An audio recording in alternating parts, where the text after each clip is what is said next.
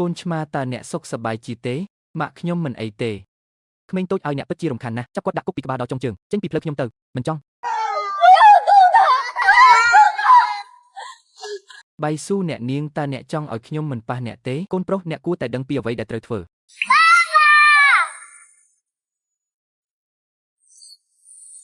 អូទេគិតនាមនិងទ្រព្យសម្បត្តិរបស់បេឈោកំពុងស្ថិតក្នុងគ្រោះថ្នាក់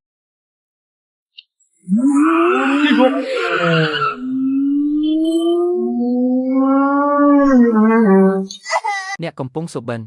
អ្នកនឹងមិនដែលប្រើវាទេនោះហើយជារបៀបដែលអ្នកយកខ្ញុំតើអ្នកហ៊ានវាមនុស្សចាស់ទេសង្កត់គាត់ចុះលោកគ្រូវាងឥឡូវនេះអាស្រ័យលើអ្នកហើយបច្ចេកទេសចាក់មជុលវិទ្យាសាស្ត្ររបស់ខ្ញុំអាចធ្វើឲ្យមនុស្សបាត់បង់ស្មារតីបានคล้ายជាតុក្កតារបស់ខ្ញុំបរិះវ័យក្មេងឲ្យសូមឲ្យបរិះចំណាស់ម្នាក់នេះបង្ហាញអ្នកសូមឲ្យខ្ញុំបង្ហាញអ្នក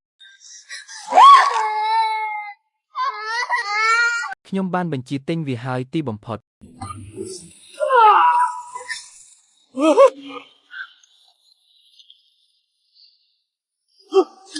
អ្នកណាហ៊ានប៉ះប្រពន្ធខ្ញុំ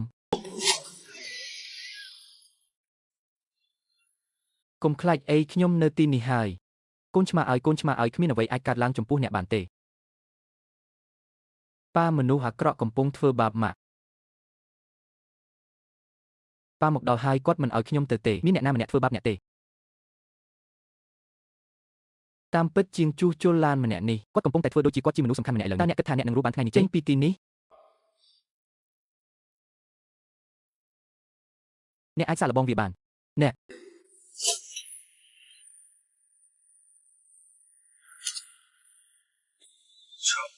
តើវាអាចទៅរួចដោយរបៀបណាអ្នកនៅឆ្ងាយពីខ្ញុំ3ម៉ែត្រ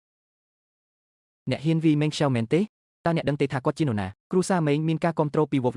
ព្រះម្ចាស់ជាកម្មសិទ្ធិរបស់វិមាននាដទេវភាពទាំងមូលនៅយ៉ែងឆេងតើអ្នកណាមិនគោរពគាត់ប៊ីជីងគ្រូសាត្រីមនឹងចប់ឡរតមានទំនាក់ទំនងជិតស្និទ្ធតើអ្នកហ៊ានដាក់ដៃលើមេងសៅយ៉ាងដូចម្ដេចតើអ្នកឲ្យខ្ញុំទេអ្នកមានអំណាចបំផុតនៅក្នុងកូស៊ីទាំងមូលនោះគឺជាវិមាននាទេវភាពចៅហ្វាយវិមានថ្មីពួកគេថែមទាំងដូចជាព្រះទៀតផងរាជធានីថ្មីនៃគ្រូសាដ៏អស្ចារ្យនេះមួយនៅក្នុងគំនិតរបស់គាត់តែម្នាក់ឯងតើអ្នកហ៊ានទេប្រាប់ខ្ញុំផងសូម្បីតែបុរសដែលមានអំណាចបំផុតក៏នៅតែជាមនុស្សអាក្រក់ដែរគឺឪពុកខ្ញុំដីនេះមានឥទ្ធិពលបំផុតជាជាងជួសជុលរថយន្តគាត់ថែមទាំងមានShen Longទៀតផងវាមិនមានតម្លៃសូម្បីតែធូលីដីមួយដុំនៅក្នុងវាំងទេត្រូវហើយជាងជួសជុលរថយន្តក្រីក្រម្នាក់តើពួកគេពិតជាគិតថាពួកគេអាចផ្លាស់ប្ដូរស្ថានភាពបានទេសញ្ញាណរបស់មេងឆៅជាអ្វីអ្នកដែលដឹងពីអ្វីដែលល្អសម្រាប់ពួកគេគួរតែលុបមេងសៅអាចនឹងធំខ្ញុំនឹងមានចិត្តមេត្តាករុណាហើយអត់ទោសឲ្យអ្នក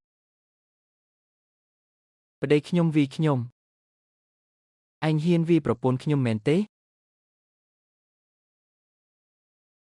អ្នកថែមទាំងក្បត់កូនស្រីរបស់អ្នកទៀតផងជនចំណាស់ម្នាក់នេះនៅតែហ៊ានបង្ហាញមុខនៅទីនេះតើកុមារហៅអ្វីលោកម្ចាស់វ័យក្មេងមេងគាត់ឆ្មើងឆ្មៃណាស់វីគ្រាន់តែពួកគេមិនចាត់ទុកអ្នកធ្ងន់ធ្ងរទេហ៊ានធ្វើពុតជាឆ្មើងឆ្មៃនៅចំពោះមុខខ្ញុំយ៉ាងម៉េចមាននរណាម្នាក់មកទីនេះ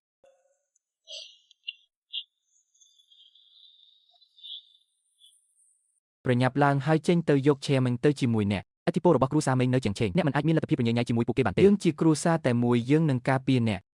វាជាកាតព្វកិច្ចរបស់ខ្ញុំចង់ចាក់ចេញមែនទេវាយឺតហើយថ្ងៃនេះខ្ញុំបានយកមក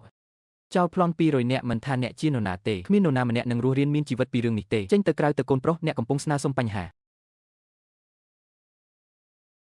កុំទៅតោះទៅសាកល្បងទាំងអស់គ្នាកុំឲ្យខាត់ពេលយូរ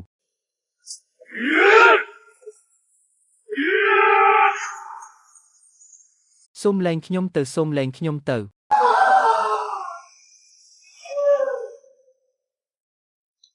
តើអ្នកឲ្យខ្ញុំទេនេះជាអ្នកដែលប្រឆាំងនឹងខ្ញុំវា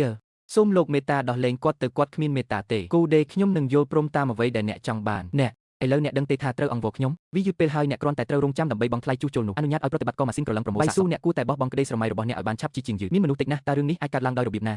ទាំងនេះសុទ្ធតែអ្នកបានសុំវាស្ដាប់ចុះគ្មានសំឡេងទេខ្ញុំគិតថាជាងម៉ាស៊ីនឥឡូវនេះស្ថិតនៅក្រោមបញ្ជារបស់ខ្ញុំមនុស្ស200នាក់បានហែកវាជាបំណែកហើយមិនចង់សាកមើលទេចុះជាងជួសជុលរថយន្តដ៏អន់នោះវិញតើគាត់អាចធ្វើការឡើងបន្ទាប់ពីស្លាប់អ្នកនិយាយថាអ្នកណាស្លាប់នេះមិនអាចទៅរួចទេ